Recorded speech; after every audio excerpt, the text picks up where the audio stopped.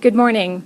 I'm delighted to be here today to announce a very special announcement for an amazing local charity, ABC Football Foundation. As you may know, the nonprofit was established by national coach Andrew Bascome and local businessman Henrik Schroeder in 2012. It was their goal to empower the island's next generation through the use of football. By working with the island's primary schools, the program has used sports to inspire young people both on and off the field.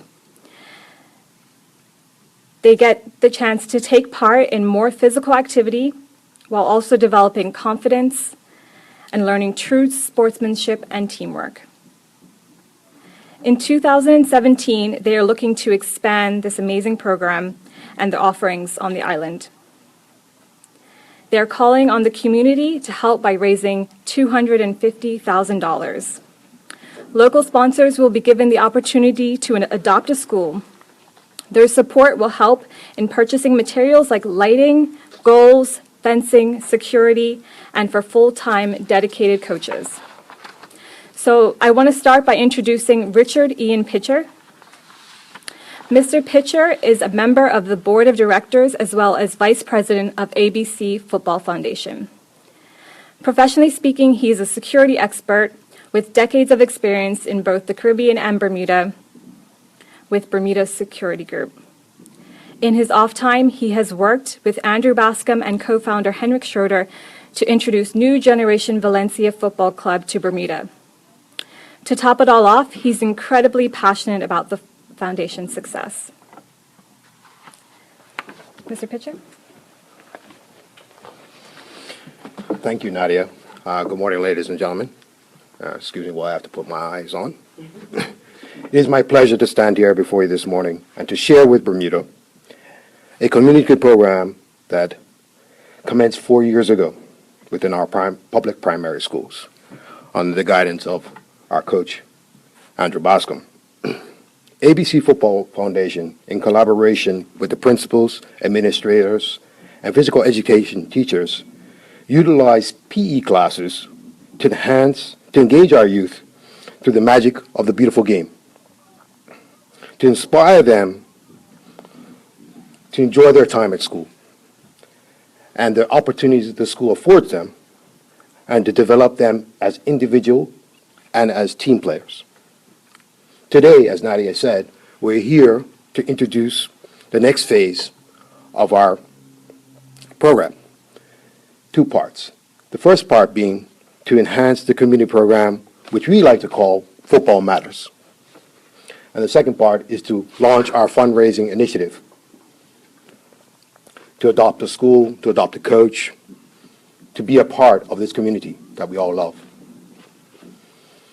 By building on the success thus far and adding another development tool which emphasizes the belief that one person makes a difference, the Power of One program, formulated by Bascome Enterprises and founder David Bascome, has joined forces with our foundation to deliver the third phase of this development program, Football Matters.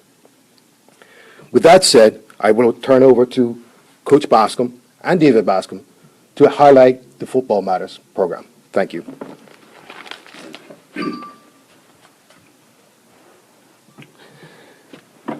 Yeah, thank you.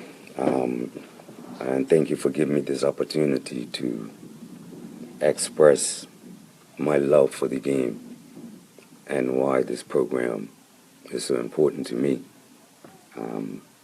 I was first introduced to football while staying at the Sunshine League. Then I attended Central School, which is now Victor Scott School. I came from a parish where all we done was play football, play cricket. So football was something different. So going into Central School, we were the Sunshine League boys. You know, I didn't like school. Because of that, we were teased. We didn't have recess. Kids wasting recess. We didn't have lunch. So I played hockey, what we call skipping school. And you had to run from the truant officer those days. So it wasn't until I started to play for the school football team that I felt different about me. My peers looked at me different. I was now Andrew. I started to develop a self-esteem. It gave me a sense of purpose. You know, we didn't have anybody we can communicate with and express how we felt. So football was always there through all my hardships, everything I've been through. So I just want to give back and serve my purpose by giving back to the sport and providing an environment in which kids can interact, be more tolerant, and grow to be good people. I'm not interested in looking for no Sean Girders or Nikki Rouse, just good people, because you don't know what the kids are going through. You know, I've been through that. Sorry.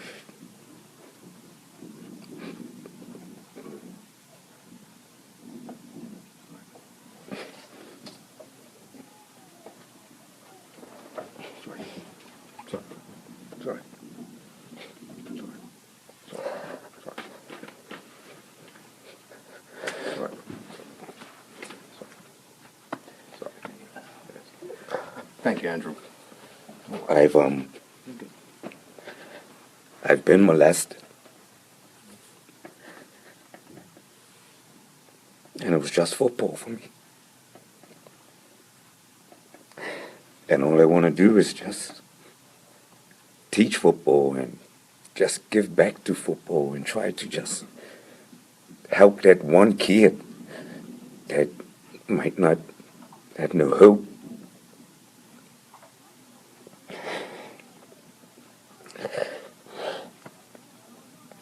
And feel worthless and useless. And so I don't brag about the things that I've accomplished through football. I don't want nobody to be envious of me and my accomplishments. I just want to give back because football hasn't made me rich, but allows me to get up every day and feel good about me and don't think about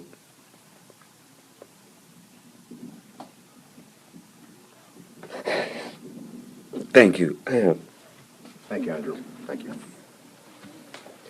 Ladies and gentlemen, as you see, Coach Bascome is very passionate about football, very passionate about youth, and this is why football matters, because it's given him the opportunity to, reach all the way to be a national coach. As he would always say, there's no trophy he hasn't won. So I'm going to turn it over to David, who's going to talk about the Power of One and how we're going to use that program in the Football Matters program. Thank you. David?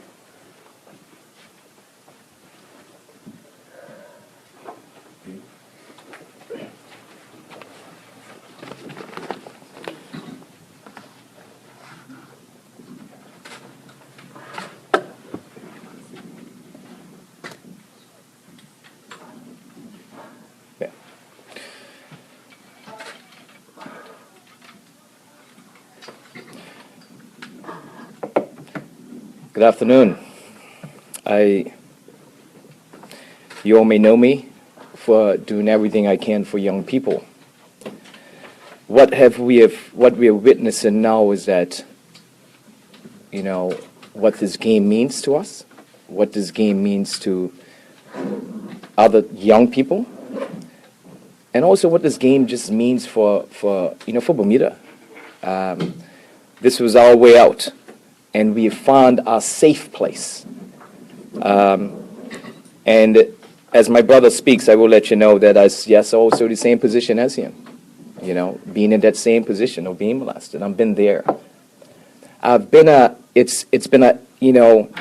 developed to get my strength and being able to kind of use my tool or my challenges to help others. and I stand here and really kind of, with my brother, and really excited for, for these, for what we've been able to do and what we've been able to accomplish, this journey.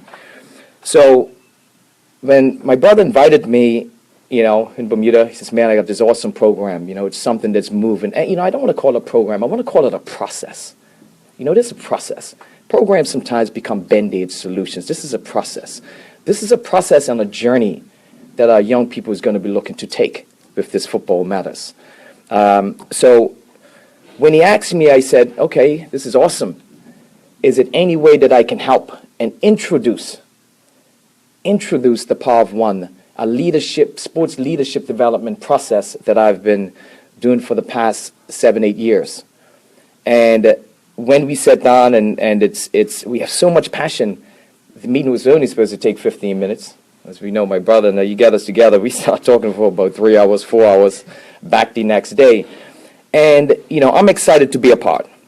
The power of one, the power of one person helping another, the power of one gives them the strength to dream, the power to be successful. Everything, my brother has gone through, the power, to be strong, to overcome their fears. That's the power of one. That's what's going to be implemented, with the Football Matters. My brothers, it's when it's got to do with the game and being a safe place. We want this to be a safe place for others. So the Power of One is going to bring, to give them some leadership values, a career tools. What do they want to do next? The Power of One is based around 4 levels for one's success. And the first level is focusing on their self-esteem, making sure they understand is that how they use their personality traits to move forward, dominant, influential, steadiness, and compliant. How can they process out, combating with each other? How do you bring out your compliance side? And yes, I'm talking about little people. I'm talking about primary school little munchkins. These are the ones that need that, because we all will be surprised. If they can get on the internet, they can jump onto Google, they are not too young to learn. What this will now help them with not only their football development, but now outside the game, their relationships, their understanding of why school matters, why football matters. And it's not just football in this case. Football is our vehicle, but there's many sports, cricket, all together. So we're looking to empower many. The Power One was created 7-8 years ago by myself and my group, with Bascome Enterprise. We have had the ability to impact over 10,000 young people, and also including adults. Okay, and the greatest thing is that I've been fortunate to travel over to the U.S., also through Guam, and now looking to be in the islands. But I'm home now. I'm back here. And what we have accomplished here with the middle school, T and Tatum, was established the Power of One. Now we're doing basically in the classroom, so we're seeing it work. I'm excited because the primary school, little munchkins, this is where we like to get them. This is where it's going to be important. So we're very excited. What you will see is basically a monthly engagement. So we're looking at a structure with the Football Matters inside the school right now from September to December, where they're going with the activity classes, with Andrew Bascome. After that process now is where the leadership development starts. We'll be doing team building with these, young people. We'll be doing team building with the parents. And parents, I want to warn you, and I will warn you now because it's your job to be involved with your young people. We are going to be looking for your support. So I'm warning you, I'm very persistent. I will be knocking on your door. If you're part of the Football Matters program in the primary school, you have to make yourself available for the workshops that we are going to be providing for your young people. We'll be looking to do teacher leadership workshops, team building activities, going bowling, doing whatever it takes to help bring that hub, as we are calling this process, in that third phase, but also that school. The outcome, what would the outcome look like with the Football Matters and joining in with a leadership development? The outcome is that building and supporting young leaders in that school is also going to encourage to help build our community. We'll be looking to bring stakeholders outside that community. So if we have a Victor Scott school, each school is surrounded by stakeholders that develop in that community, from businesses, community groups and sports groups. So at the final outcome and objective is not only to build the school, but also build the community and do whatever it takes to slowly process this out so we can get Bermuda back. From this, I want to say thanks to everybody. I want to say thanks to my brother. I mean, it's awesome standing here. If you've probably never seen us together, Yeah, anytime I joked with him earlier, the anytime I was sitting beside him was when I was the Boulevard days when he told me I had to sit the bench the first 10 minutes, yeah, just to kind of get me. But it humbled me. And I'm here today on a different side, is that partnering with him, okay, and really kind of being with him to show our strength and what we want to do for this community. So I thank you. I thank, ABC Football Foundation. I thank even the T and Tatum, the groups, everybody that's supporting young people. And I'm really excited to have people on this journey with us. Thank you.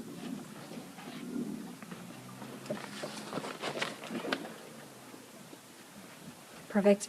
Thank you, everyone, so much for being here. Were there any questions from the media? Yeah, Drew. Just want to talk to you about when you first got with Henrik and started ABC. It was a struggle from the start. But what are some of the things you want to say to those parents that had faith and belief in what you wanted to achieve for their kids? Early mornings, late nights, Don Bernard Park, anywhere you can take them. Yeah, thank you, for first trusting me. I remember I remember Joe Brown took out a full-page editorial and giving parents over 20 reasons why they shouldn't send their kids to me. So it's funny how life has, but I haven't changed as a person. I have good intentions. And I would do anything to assist with the development because, again, I know what football's done for me, So, like going into the schools and volunteering, that wasn't motivated by money or attention. I wasn't doing anything. I didn't make work till 2:30. So I said, how can I best assist? So instead of complaining, I went to the primary schools and I offered my services and I asked no one for money because it's not what it means to me. And I don't mean that I bleed blood and forget money. I know money has its place, but I want to be remembered for my work, not my possessions, because those things come and go. And just want to be known as somebody that try to give back. And like I said, for the people out there who might measure someone's life by their successes and their trophies, I don't do that. I don't keep no trophy cabinet. When you look at the kids that you have helped to mold into citizens, not necessarily football, but through football and your teaching, they've become role models within the community. It's uplifting. It feels good. I remember when I first went to Boulevard had this image of rebels and nobody wanted to work, living outside. But you look at Wayne Bigger Richardson today. Every day you could see him working for Corporation of Hamilton. You got Dean Boyles who's responsible for driving around big gas trucking. So these guys have proven their loyalty and commitment through sport. Because once you start feeling good about yourself, and whatever it takes in life, I'm just speaking from my angle. But I believe once you get into a position of leadership, you must be passionate and believe in what you're doing because there's some kid out there that you can reach. And that's so important. So we must never forget the true purpose of sport. And it's character building. Yes, everything else comes. Everything else comes. But to see someone rise and move to a better places, it's definitely rewarding. David, can you join?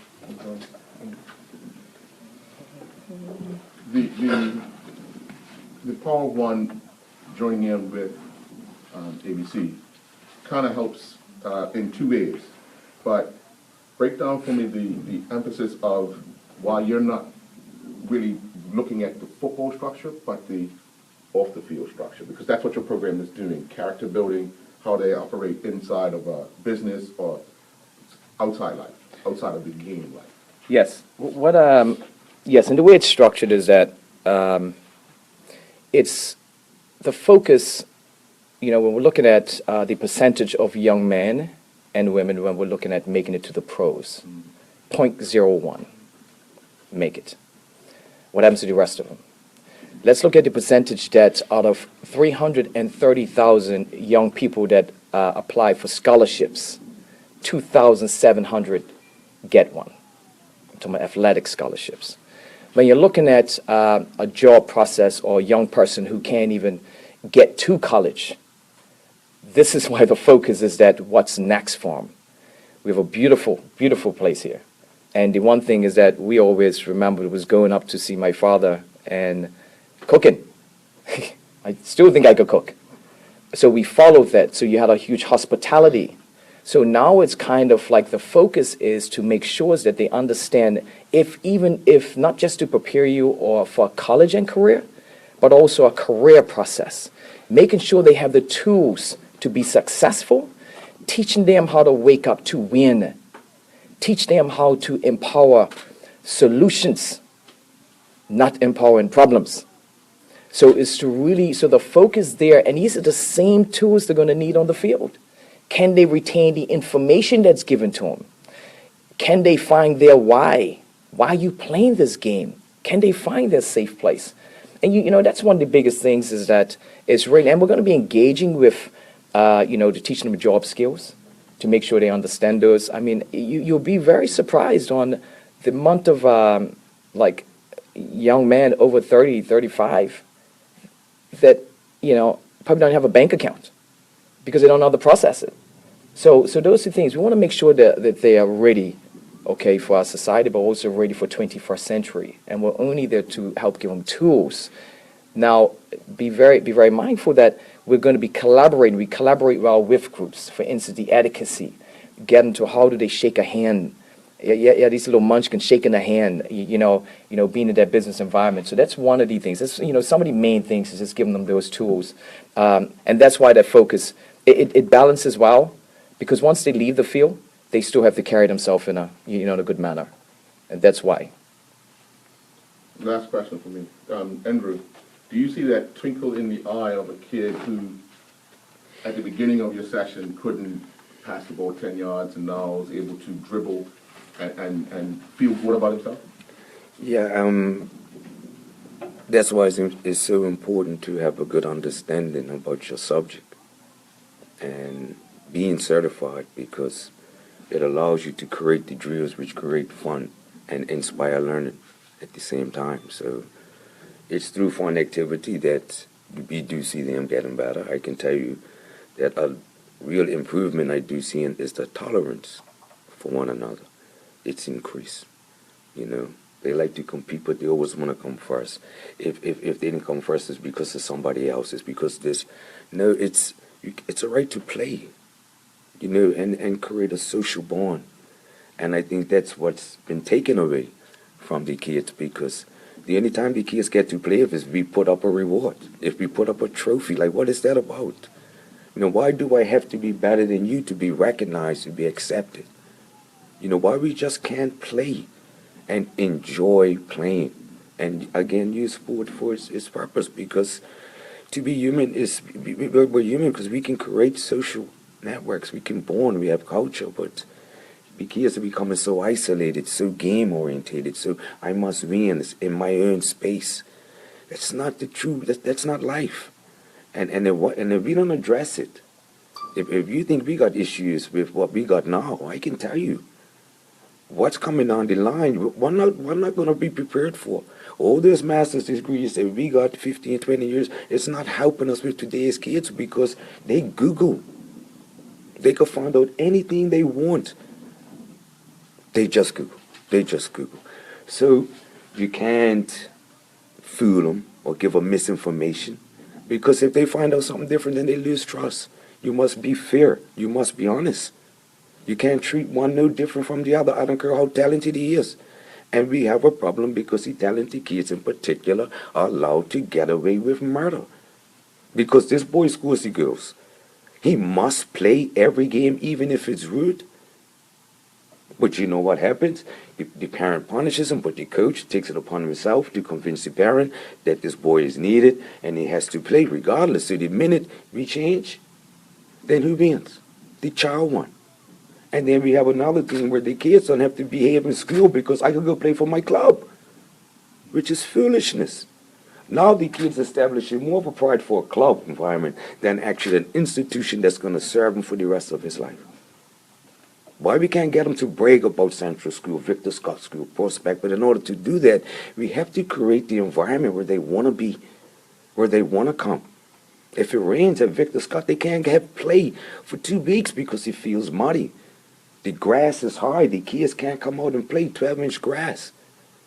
I mean, that's what school was for me as a young boy. I went to school to play, and sports was important. Now it's up for the teachers to teach me the importance of education. It's not for me to know. I didn't make half of these decisions that I'm born into as a youngster. I didn't vote on no premier or no legislation. I'm a kid. They prepared this world. But look what we are doing to our institutions that are so important to us. But now everything's the cloud.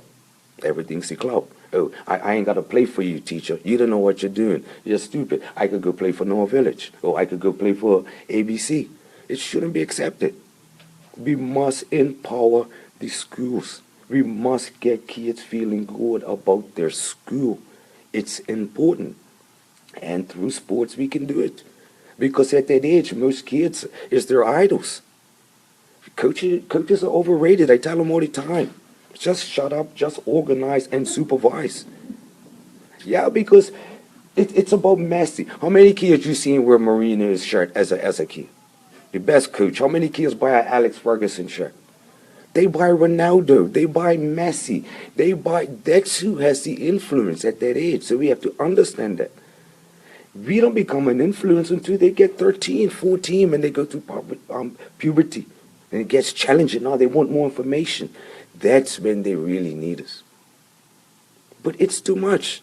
So the kids get burnt out. We have no under 16 league. And then you wonder where these kids are going to go. They're going to find a strength in numbers because nobody paid attention to their education.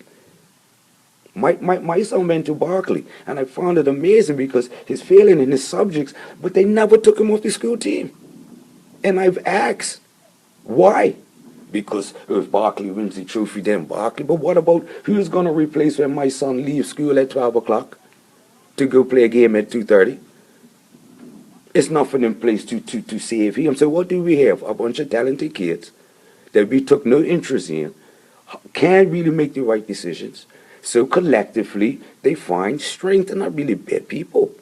But how would they survive if one not equipped them with the tools to survive? If you don't have a decent education in this country, where are you going? Where are you going? We have talent in Bermuda.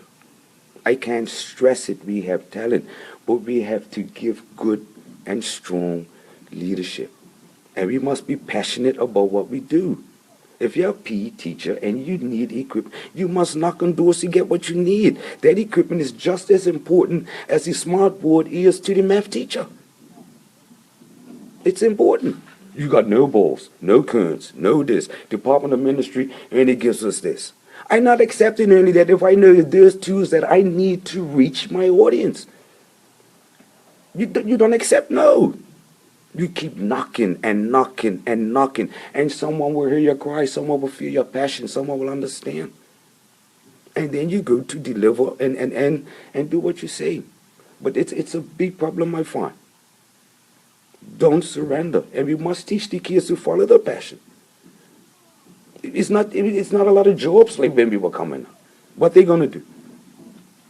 Follow your passion. What it could content, maps, reading, music. Follow it. And don't surrender. Because your life is your right. And that's all we have. Everything else comes and goes. Everything else. But I have great memories. I believe life's about hard work, sacrifice, and commitment. I believe that. And you don't get jealous of what the other guy has. My granny told me that because you don't know how he got it.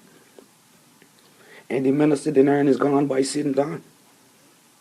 It's work, commitment, sacrifice. And with those things, I tell any kid, you can go forward in life and be respectful. Be respectful. And don't see a man's face and think, it's hard. So that would be my advice to the kid. Thank you. Yeah. I just also wanted to thank Conyers Dylan Pearman. We have Conyers Dylan Pearman has been a really faithful sponsor to ABC Football Foundation. We have Richard Dowdy, who's the manager of operations. And he just wanted to, we just wanted to thank them for not only giving us the space, but for being such a big supporter of the program.